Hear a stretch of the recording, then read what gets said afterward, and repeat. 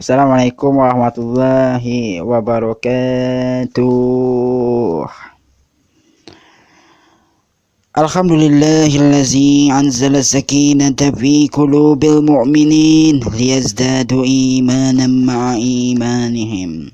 Asyhadu an la ilaha illallah wa asyhadu anna Muhammadan abduhu wa rasuluh. Allahumma sholli ala Muhammad wa ala ali Muhammad kama shallaita ala Ibrahim wa barik ala Muhammad wa ala ali Muhammad kama barakta ala Ibrahim fil alamin innaka Hamidum Majid. Para jamaah majelis taklim yang dirahmati Allah Subhanahu wa taala.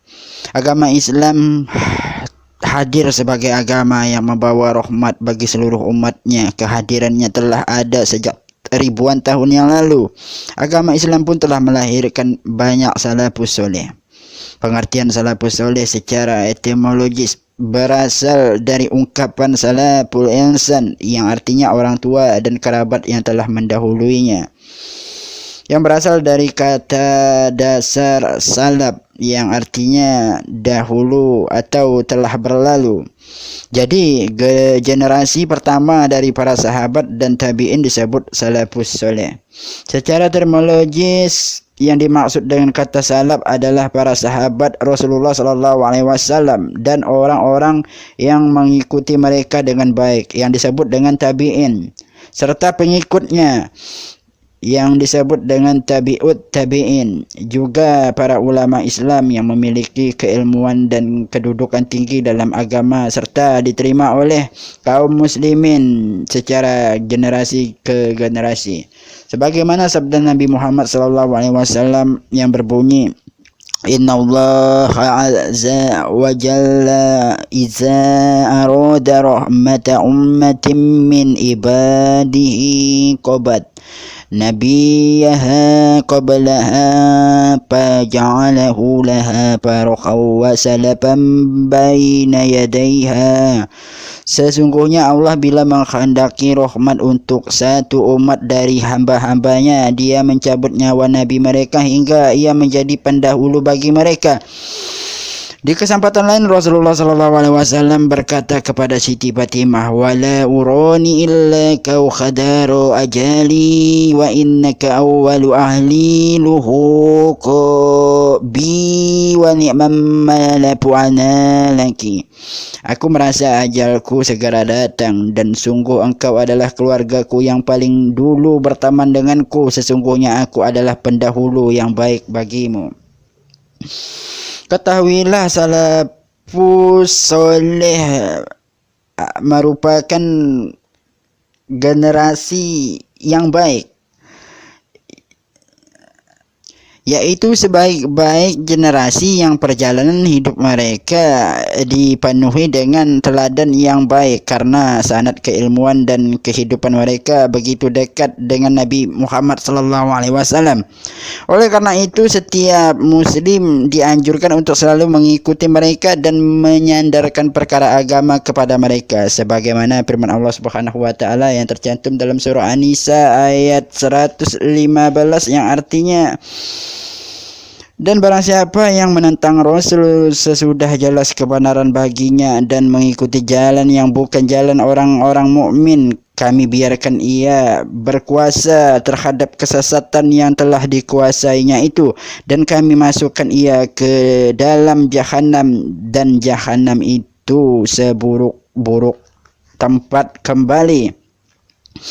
Pada surah lain Allah Subhanahu wa taala berfirman dalam surah At-Taubah ayat 100 yang artinya, orang-orang yang terdahulu lagi pertama-tama masuk Islam di antara orang-orang Muhajirin dan Ansor dan orang-orang yang mengikuti mereka dengan baik, Allah ridho kepada mereka dan mereka pun ridho kepada Allah, dan Allah menyediakan bagi mereka surga-surga yang mengalir sungai-sungai di dalamnya.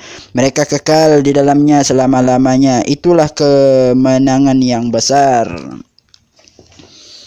Rasulullah Shallallahu Alaihi Wasallam bersabda, khairu ummati kauni summal lazina yalunuhum summa imbadakum kauman yashhaduna wa la yustashhadun wa yakhununa wa la yu'tamanun wa yanzuruna wa la yapun wa yashharu fihi musiman, yang artinya sebaik-baik manusia adalah yang hidup pada masaku, kemudian manusia yang hidup pada masa berikutnya, kemudian akan datang suatu kaum persaksian salah seorang dari mereka mendahului sumpahnya dan sumpahnya mendahului persaksiannya. Hadis riwayat Bukhari Muslim. Para jamaah majelis taklim yang dirahmati Allah Subhanahu wa taala. Singkatnya bahwa salafus salih adalah sebaik-baiknya generasi di mana perjalanan hidup mereka dipenuhi uswah hasanah, yaitu teladan yang baik. Karena sanad keilmuan dan hidup mereka begitu dekat dengan masa atau zaman baginda Nabi Muhammad sallallahu alaihi wasallam, maka orang-orang yang mengikuti sahabat dalam beragama akan menjadi bagian dari kelompok sahabat, menjadi sebagian dari umat terbaik. Dengan demikian, makna umat terbaik berlaku bagi sahabat Nabi dan semua orang yang mengikuti pemahaman mereka dalam perkara agama. Dan sebelum kita menutup majelis taklim ini, marilah kita berdoa. Subhanakallahumma wa bihamdika asyhadu an la ilaha illa anta astaghfiruka wa atubu ilaik. Wa sallallahumma ala abdika wa nabiyyika sayyidina wa habibina Muhammadi wa ala alihi wa sahbihi wa sallim. Subhana rabbika rabbil izzati amma yasifun wa salamun alal mursalin walhamdulillahi rabbil alamin. Wabillahi taufiq wal hidayah. Wassalamualaikum warahmatullahi wabarakatuh.